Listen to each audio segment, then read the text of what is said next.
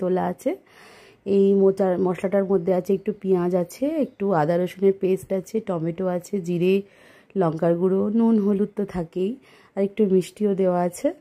এই কষানোর পরে এটা সমস্ত উপকরণগুলো মোচার মধ্যে দিয়ে আর একটু নাড়াচাড়া করে আর একটুখানি শুকিয়ে, যেটুকুনি মোচার মধ্যে জল থাকে সেটুকুনি একটু শুকিয়ে লাস্টে নামানোর আগে ঘি গরম মশলা দিয়ে নামিয়ে নিলেই ব্যাস মোচাটা রেডি হয়ে যাবে। আর এত গরমে না প্রচণ্ড কষ্টও হচ্ছে রান্না করতে, খুব গরম লাগছে। এইভাবেই তাও রান্নাটা চালিয়ে যাচ্ছি আর কি।